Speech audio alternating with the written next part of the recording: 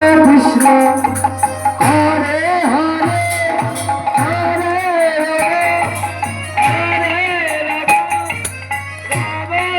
রাম রাম হরে হরে হরে কৃষ্ণ হরে কৃষ্ণ কৃষ্ণ কৃষ্ণ হরে হরে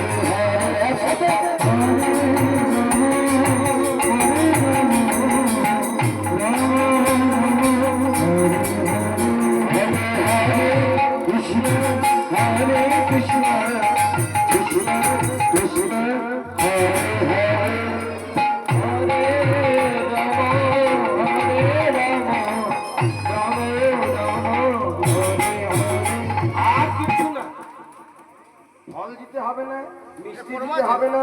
আর যে 5 টাকার নকুল দানা দিচ্ছে ওইটাও দিতে হবে না, ও টাকা ব্যাংকে ফেলে ইন্টারেস্ট বাড়বে। ভগবান খাই কি বাবা? আমরা যা ভগবানকে সেবা দিই ভগবান খাই বলে?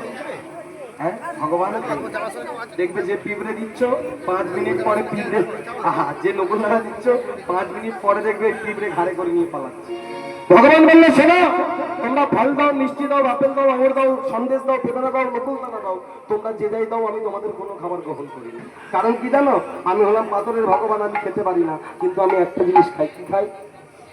ভক্তের ভক্তি খাই। ভক্ত দেখি কতটা ভক্তি ভরে দিচ্ছে। যদি কারোর ভক্তি থাকে তার ফল মিষ্টি দই আপেল আঙুর সন্দেশ দিতে লাগে না, শুধু ভক্তি ভরে চোখের জল দিয়ে ভগবানকে ডাকো, তাতেই ভগবান সাড়া দেবে।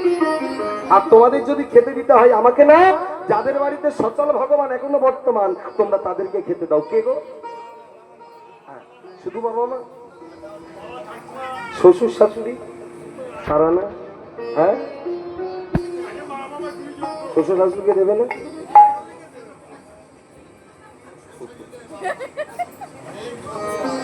বললে শোনো, তোমাদের যদি ভগবানকে সেবা দিতে হয় তাকে দাও। কাকে? এক হলো শ্বশুর শাশুড়ি আর এক হলো বাবা মা। আর এদের যদি সেবা দিতে পারো, এরা যদি একবার সন্তুষ্ট হয়, আর সেই বাবা মার আশীর্বাদ যদি কারোর মাথায় থাকে না বাবা, তাহলে আর ভগবানকে লাগে না। এই জগতের আসল ভগবান হলো আমার বাবা মা। কারণ কি জানো? যিনি আমাদেরকে এই জগতের আলো দেখায়, তার থেকে বড় কি আর হতে পারে বাবা? ও মা, ভগবান বছরে একবার আসবে, কিন্তু বাবা মা তোমার বাড়িতে রোজ থাকবে। তোমার সুখে থাকবে, দুঃখে থাকবে, যন্ত্রণায় থাকবে, বেদনায় থাকবে, তোমার রোগ হলে থাকবে, তোমার আনন্দেতে থাকবে। সেটা হলো আমার বাবা মা। থাকে না? যখন জ্বর হয়, কে রাত্রি জেগে বসে থাকে? ভগবান আসে। ওই রাত্রিরে বাবা কিংবা মা এসে বসে থাকে মাথার গোড়ায়। এটাই হলো বাবা মা। এই জগতের আসল ভগবান হলো বাবা মা। তোমরা যদি ভালোবাসতে হয় তবে তোমার বাবা মাকে ভালোবাসো। আর বাবা মা যদি খুশি হয়ে একবার তোমার মাথায় হাত দিয়ে আশীর্বাদ করে, আর সেই আশীর্বাদ যদি তোমার মাথায় থাকে, তাহলে তোমার জন্মান্তরে যত পাপ তাপ মহিলা সবকিছু দূরে চলে যাবে। চলুন বাবা, সময় অনেক হলো, আর বিলম্ব করব না। এবার একটা লীলায় প্রবেশ করব। তার আগে আপনাদেরকে বলি মা, আপনারা কেউ বৃন্দাবনে গেছেন? বৃন্দাবনে যাওয়া হয়েছে? বাহ, বৃন্দাবনে দেখেছো? গোপীনাথ দেখেছো? হ্যাঁ, পুরী ধামে গেছো কেউ? পুরী ধামে জগন্নাথ দেখেছো? বলে ও আর কে গেছে, আমরা তো ঢেউ খাওয়ার জন্য গেছি।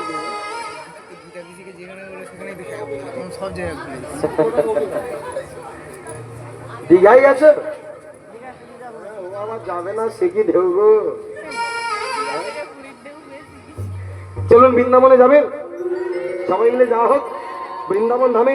বলিয়ে বৃন্দাবন ধামে কি, বৃন্দাবন ধামে কি, সাধু গুরু বৈষ্ণব কি, ভক্ত গোসাই কি, আপন আপন গুরুদেব কি, পরম গুরুদেব কি। চলো, বৃন্দাবনের নামে যেতে গেলে কি বলতে হয়?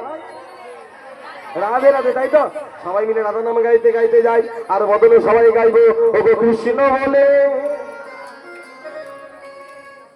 রিভাবেলারে সিস্টেম আছে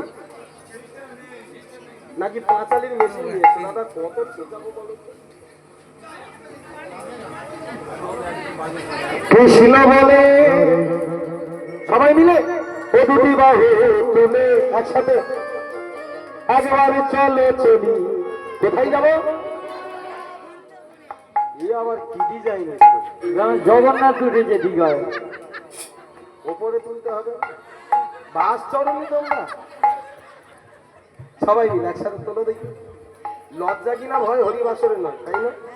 সবাই মিলে কৃষ্ণ বলে বাহু ভুলে চল চলে মধুর বৃন্দাবনে সবাই মিলে মনের জ্বালা দূর হবে কৃষ্ণ প্রেম উদয় হবে মনের জ্বালা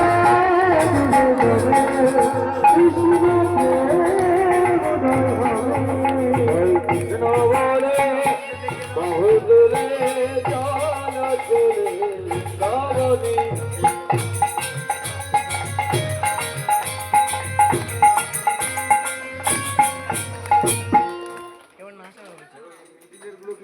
বেশি দিয়েছে না খাবার বেশি দিয়েছে কি বলুন আপনি জিজ্ঞাসা করলেন।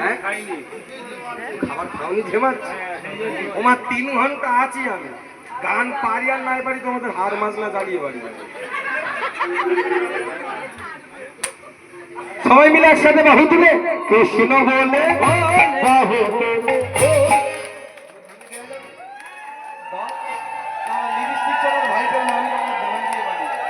কৃষ্ণ বলে বাহু তুলে চল চলে মধুর বৃন্দাবনে বলে হইলা সবে তুলে